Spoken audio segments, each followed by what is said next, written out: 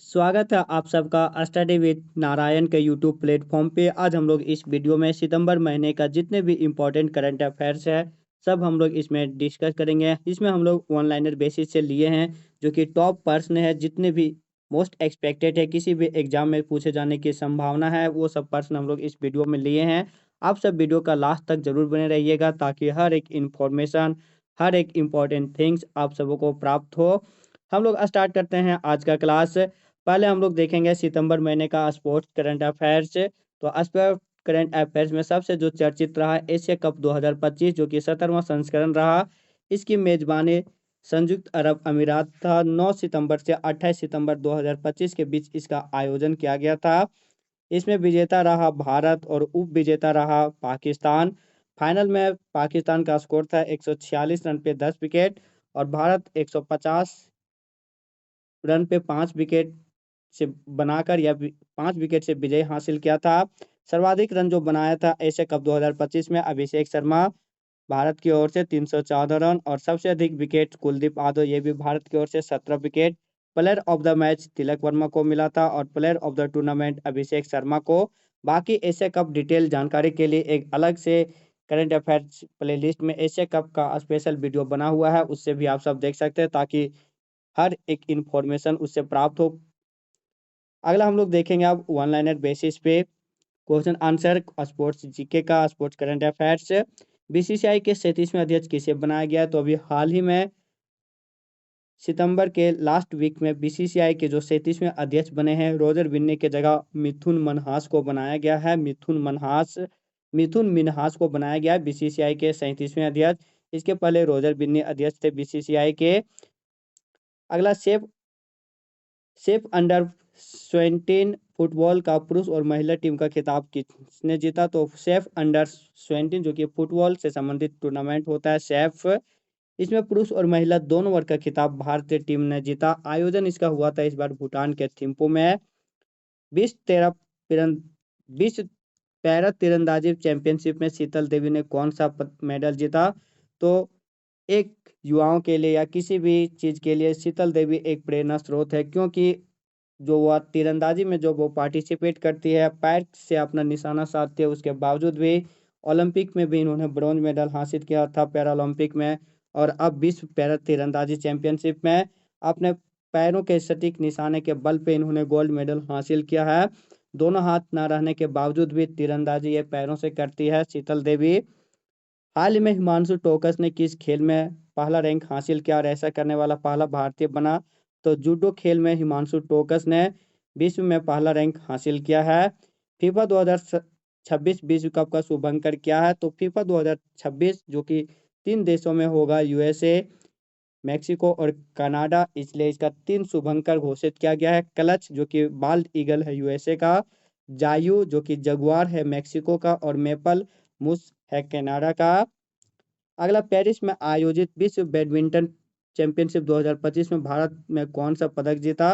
तो पेरिस में आयोजित विश्व बैडमिंटन चैंपियनशिप 2025 में भारत ब्रॉन्ज मेडल इसमें जीता है, जो कि सात्विक साईराज रैंकी रेड्डी और चिराग शेट्टी की भारतीय जोड़ी पुरुष डबल्स में यह खिताब जीता है।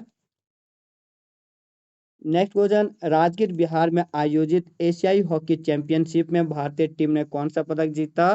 तो राजगीर बिहार में आयोजित एशियाई हॉकी चैंपियनशिप में पुरुष टीम ने गोल्ड मेडल और महिला टीम ने सिल्वर मेडल जीता। एक ही क्वेश्चन पे दो क्वेश्चन ऐड कर दिए हैं। साथ में क्वेश्चन अगर ये भी पूछा जाए कि इस बार एशियाई हॉकी चैंपियनशिप कहाँ आयोजित हुआ था, तो बिहार के राजगीर में। कुल मिला के एक क्वेश्चन और उसके आंसर्स में लगभग 4 से 5 क्वेश्चन इसमें शामिल किया गया है। बहुत सारा इस टाइप का और भी क्वेश्चन है।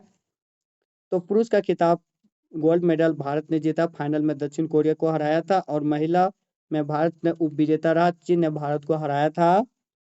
अगला, यूएस ओपन 2025 के विजेता कौन है? तो पुरुषों में यूएस ओपन 2025 के जो विजेता है कार्लोस अल्कराज जो कि स्पेन के हैं। इन्होंने फाइनल में जैनिक सिनर को हराया था जो कि इटली के खिलाड़ी हैं। महिलाओं की विजेता आरियाना साबालेंका है जो कि बेलारूस की खिलाड़ी है। इन्होंने फाइनल में एनिसिमोवा को हराया था जो कि यूएसए की खिलाड़ी है। तो यूएस ओपन 2025 के विजेता पुरुषों में कार्लोस अल्कराज स्पेन के, महिलाओं में अरियाना सबलेंका बेलारूस के। नेक्स्ट क्वेश्चन, अगस्त महीने के सर्वश्रेष्ठ पुरुष खिलाड़ी किसे घोषित किया गया? तो क्रिकेट में अब एक प्रचलन चालू हो गया हर महीने में सर्वश्रेष्ठ खिलाड़ी को पुरस्कार देने की। तो अगस्त महीने में सर्वश्रेष्ठ पुरुष खिलाड़ी जो घोषित किया गया वह मोहम्मद सिराज जो कि भारत के खिलाड़ी हैं। पॉल वॉल्टर में विश्व चैंपियनशिप 2025 का खिताब किसने जीता? ये लगातार खिताब यही जीत रहे हैं आर्मेन डुप्लांटिस जो कि स्पेन के खिलाड़ी है। इन्होंने पॉल वॉल्टर में विश्व चैंपियनशिप 2025 का खिताब जीता। एज का जो रिकॉर्ड रहा था 6.30 मीटर छलांग लगाया था। ग्रैंड स्विस शतरंज का खिताब किसने जीता? तो आर बेसाले। ISSF विश्व कप राइफल में स्वर्ण पदक किसने जीता? तो ईशा सिंह। बॉक्सिंग चैंपियनशिप 2025 में किन दो खिलाड़ियों ने भारत की ओर से पदक जीता? तो बॉक्सिंग विश्व चैंपियनशिप 2025 में भारत की ओर से जो दो खिलाड़ी पदक जीता है वह है जैस्मिन लंबोरिया और मीनाक्षी हुड्डा। इन दोनों ने गोल्ड मेडल जीता। जैस्मिन लंबोरिया 57 kg में और मीनाक्षी हुड्डा 48 kg में। दोनों ने भारत की ओर से खिताब जीता है। हांगकांग ओपन 2025 के बारे में अब देखते हैं। हांगकांग ओपन 2025 जो कि बैडमिंटन से संबंधित है। भारत की ओर से किन खिलाड़ियों ने पदक जीता? तो लक्ष्य सेन पुरुष एकल में उपविजेता मिन्स सिल्वर और सात्विक साईराज और रैंकी रेड्डी और चिराग शेट्टी की पुरुष डबल्स ये भी उपविजेता। मिन्स सिंगल के उपविजेता में भी भारत जीता और पुरुष डबल्स में भी उपविजेता रहा भारत। दोनों में सिल्वर मेडल जीता। एक लक्ष्य सेन सिंगल में और डबल्स पुरुष में सात्विक साईराज रैंकी रेड्डी और चिराग शेट्टी की जोड़ी। अगला, भारतीय क्रिकेट टीम का नया प्रायोजक कौन बना? जबकि अभी आया हुआ था जो ऑनलाइन गेमिंग पर जो बैन लगाया गया है जो कि पैसे से जो खेल होता था उस पर बैन लगाने के बाद जो ड्रीम 11 भारतीय क्रिकेट टीम का जो प्रायोजक था उसे भी हटा दिया गया। अब भारतीय क्रिकेट टीम का जो नया प्रायोजक बना है वह है अपोलो टायर्स। बैलन डी और पुरस्कार 2025 के विजेता कौन है? ये फुटबॉल का बहुत ही महत्वपूर्ण पुरस्कार है। इससे बार बार क्वेश्चन भी पूछा जाता है। एक प्रतिष्ठित पुरस्कार है फुटबॉल फुटबॉल के क्षेत्र में। पुरुषों में यह खिताब इस बार ओस्मान डेम्बले जीते हैं जो कि पेरिस सेंट जर्मन क्लब के खिलाड़ी हैं और फ्रांस देश से के खिलाड़ी हैं ओस्मान डेम्बले। महिलाओं में यह खिताब आयताना बोनामाती जीती है जो कि बार्सिलोना FC की प्रचलित खिलाड़ी है और स्पेन देश की। अगला, विश्व पैरा एथलेटिक चैंपियनशिप 2025 का आयोजन कहाँ किया जा रहा है? तो विश्व पैरा एथलेटिक चैंपियनशिप 2025 का आयोजन भारत में जवाहरलाल नेहरू स्टेडियम नई दिल्ली में 27 सितंबर से 5 अक्टूबर के बीच किया जा रहा है। इसमें जो भारतीय ध्वज वाहक है वह है प्रीति पॉल। प्रीति पॉल से एक और महत्वपूर्ण फैक्ट यह है कि पेरिस पैरालंपिक जो हुआ था उसमें 100 मीटर और 200 मीटर में इन्होंने ब्रॉन्ज जीती थी प्रीति पॉल। अगला, हाल ही में सबसे तेज वनडे शतक लगाकर विराट कोहली का रिकॉर्ड किसने तोड़ा? तो हाल ही में वनडे में सबसे तेज शतक लगाने वाले भारतीय खिलाड़ी जो बनी है स्मृति मंदाना। इन्होंने विराट कोहली का रिकॉर्ड तोड़ा है। अब हम लोग देखेंगे सितंबर महीने का पुरस्कार और सम्मान। रेमन मैगसेसे पुरस्कार जो कि एशिया का नोबेल पुरस्कार कहा जाता है किस भारतीय संस्था को मिला है? तो फाउंडेशन एजुकेट गर्ल्स जो कि यह पुरस्कार पाने वाली पहली भारतीय है संस्था है। Foundation educate girls Ramon Magsaysay पुरस्कार 2025 का खिताब जीता है। इसके अलावा और दो लोगों को रेमन मैगसेसे पुरस्कार 2025 मिला है। फिलीपींस देश की ओर से यह पुरस्कार दी जाती है एशिया का नोबेल के नाम से प्रचलित। शाहीन अली मालदीव और फ्लेवियानो एंटेनियो एल विलानुएला फिलीपींस के। अगला, टाइम पत्रिका द्वारा किड्स ऑफ द ईयर किस भारतीय को चुना गया है? तो टाइम पत्रिका द्वारा kids of the year Tejaswini Manoj को चुना गया है। नेक्स्ट, 77वां एमी पुरस्कार के विजेता कौन है? तो ओवन कपूर 15 साल के जो हैं एडोलसेंस में अभिनय के लिए सर्वश्रेष्ठ सहायक अभिनेता का खिताब ये बहुत चर्चित रहा इसीलिए इनका दिए हुए। और द स्टूडियो जो कि एक सीजन में सबसे ज्यादा पुरस्कार पाने वाली कॉमेडी सीरीज है। कुल इन्होंने 13 खिताब जीता। अगला, 2025 में 2023 का दादा साहेब फाल्के पुरस्कार किसे मिला? तो 55वां दादा साहेब फाल्के पुरस्कार मोस्ट इंपॉर्टेंट क्वेश्चन ये है मोहनलाल विश्वनाथ नायर को मिला है जो कि मलयालम अभिनेता हैं। नेक्स्ट हम लोग देखेंगे सीपी राधाकृष्णन के बारे में। तो सीपी राधाकृष्णन जिसका कि पूरा नाम है चंद्रपुरम पोनुस्वामी राधाकृष्णन, ये देश के 15वें उपराष्ट्रपति भी बने हैं। इसने उपराष्ट्रपति के चुनाव में इंडिया गठबंधन के वी सुदर्शन रेड्डी को हराया था। ये झारखंड और महाराष्ट्र के पूर्व राज्यपाल भी रह चुके हैं और तमिलनाडु राज्य से संबंधित है सीपी राधाकृष्णन। नेक्स्ट चर्चित व्यक्ति में सुशीला कार्की देखेंगे, जो कि नेपाल के प्रथम महिला मुख्य न्यायाधीश भी थी। और साथ में ही जो अभी नेपाल में जैन जी आंदोलन जो हुआ था, उसके बाद नेपाल का जो अंतिम सरकार जो बना था इन्हें कमान सौंपा गया और इस तरह नेपाल की यह पहली महिला प्रधानमंत्री बनी है सुशीला कार्की। अब भारत के दो नए रामसर स्थल जो जोड़ा गया वो भी हम लोग देखते हैं। तो पहला है गोकुल जलाशय बक्सर और उदयपुर झील पश्चिमी चंपारण। यह उदयपुर झील देख के अगर बहुत कोई अगर नहीं करंट अफेयर पढ़े होंगे तो उदयपुर झील देख के डायरेक्ट राजस्थान मार देंगे, लेकिन ये पश्चिमी चंपारण का झील है, दोनों बिहार राज्य का झील है। झील है, दोनों बिहार राज्य का रामसर स्थल है, जिसे भारत में दो नए रामसर स्थल जोड़े गए। अब भारत में रामसर स्थलों की कुल संख्या 91 थी और दो जोड़ा गया 93 हो गया और बिहार में अब रामसर स्थल की संख्या 5 हो गया है। एक और जो चर्चित रहा था ज्ञान भारतम मिशन, वो भी हम लोग देख लेते हैं। ज्ञान भारतम मिशन जो कि 1 करोड़ से अधिक पांडुलिपियों को संरक्षित करने के लिए केंद्र सरकार के द्वारा इसे शुरू किया गया है। ज्ञान भारतम मिशन। समान नागरिक संहिता जो कि अभी बहुत ही चर्चा में रहा, इसके बारे में भी हम लोग जानते हैं। समान नागरिक संहिता यूनिफॉर्म सिविल कोड आर्टिकल 44 में इसका जिक्र है। संविधान के आर्टिकल 44 में सर्वप्रथम जो ये लागू था गोवा में पुर्तगालियों के द्वारा लागू किया गया था। स्वतंत्र भारत में 2025 में इन्हें लागू किया गया उत्तराखंड में, और ऐसा लागू करने वाला यह स्वतंत्र भारत में पहला राज्य बना उत्तराखंड। अभी ये चर्चा में इसलिए रहा था क्योंकि केंद्रीय अल्पसंख्यक कार्य मंत्री किरण रिजिजू ने यह स्पष्ट कर दिया है कि यूनिफॉर्म सिविल कोड मीन समान नागरिक संहिता पूर्वोत्तर भारत और अन्य क्षेत्रों के आदिवासी को इससे बाहर रखा जाएगा जब भी यह लागू होगा उस समय। अगला जो चर्चित टॉपिक सितंबर महीने का रहा रजिस्टर्ड डाक सेवा। तो रजिस्टर्ड डाक सेवा जो कि 171 वर्ष पुरानी व्यवस्था थी, जिसे 31 अगस्त 2025 को बंद कर दिया गया। यह सेवा डलहौजी के काल में 1854 में प्रारंभ हुआ था। डलहौजी के काल में 1854 में प्रारंभ हुआ था रजिस्टर्ड डाक सेवा। अब ग्राहकों को रजिस्टर्ड डाक सेवा के बदले केवल स्पीड पोस्ट की सेवा उपलब्ध होगी। नेक्स्ट हम लोग देखेंगे संघाई सहयोग संगठन, जो कि इसका आयोजन तियानजिन चीन में हुआ इस बार। भारत का इसमें प्रतिनिधित्व किए प्रधानमंत्री नरेंद्र मोदी।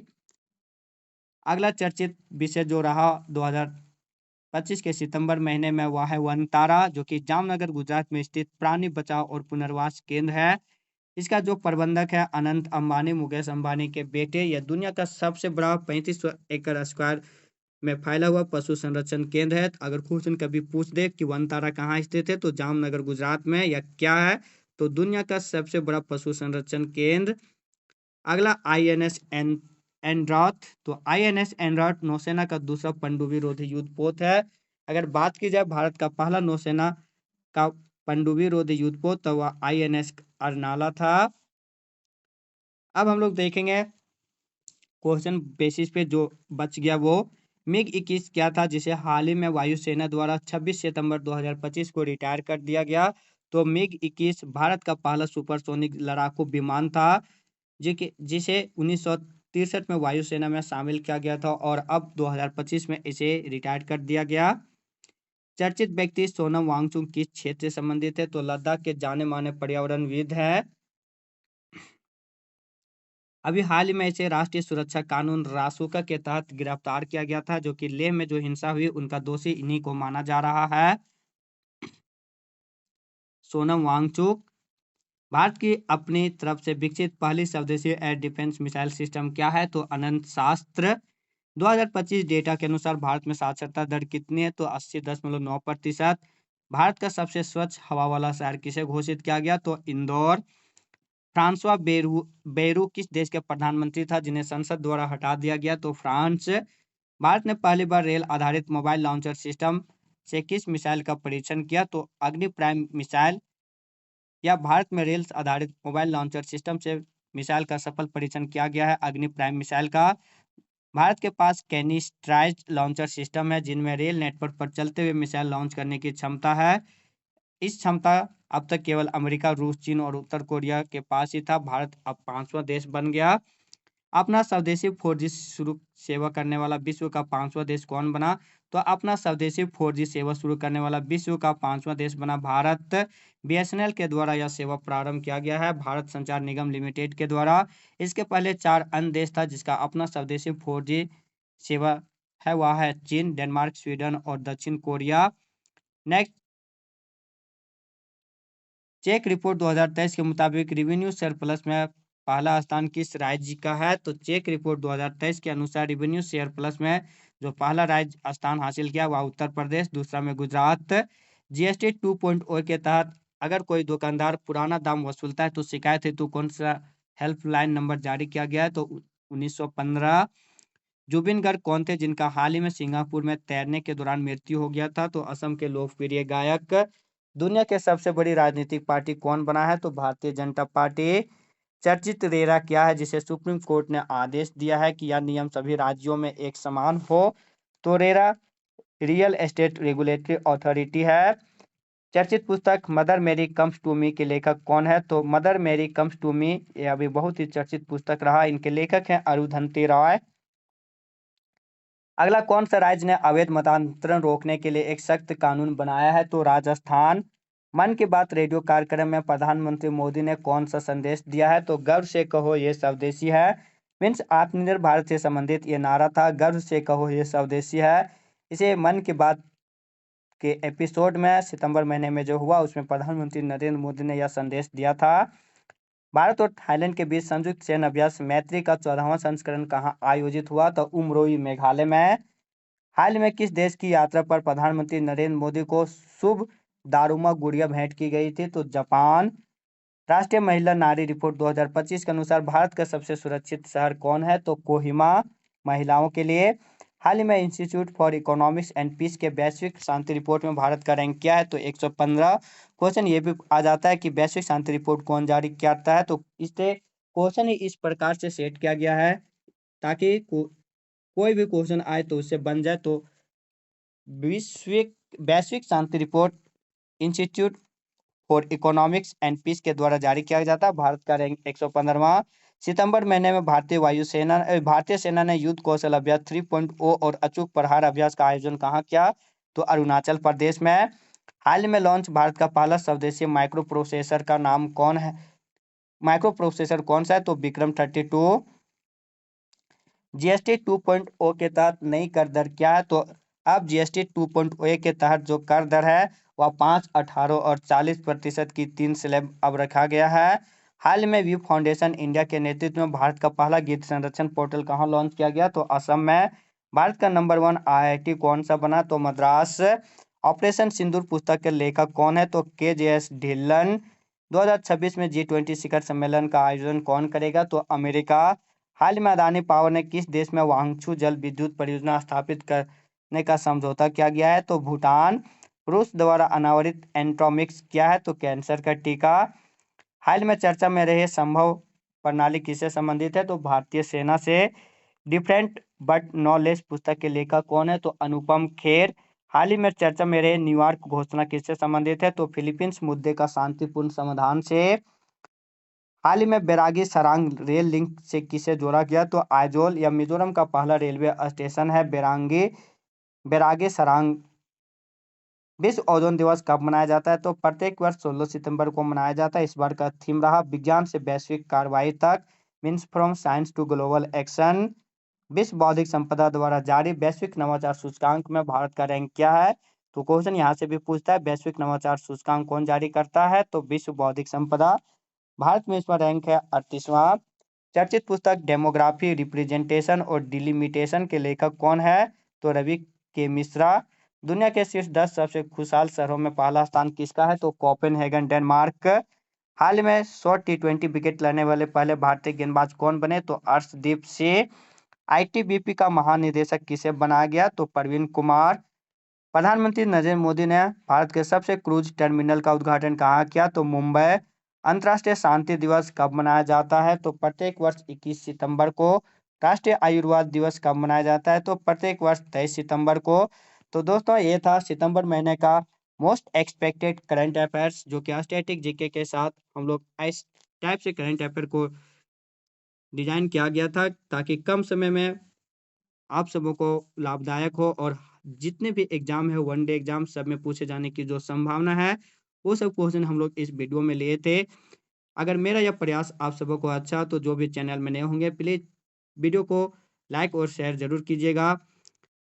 चैनल को सब्सक्राइब कर बेल आइकन भी ज़रूर प्रेस कीजिएगा ताकि हर एक इन्फॉर्मेशन आप सबों को प्राप्त हो। पीडीएफ के लिए टेलीग्राम चैनल, कम्युनिकेशन के लिए टेलीग्राम ग्रुप और व्हाट्सएप चैनल भी से ज़रूर जुड़ जाइएगा। मिलते हैं नए क्लास में, तब तक के लिए धन्यवाद। जय हिंद।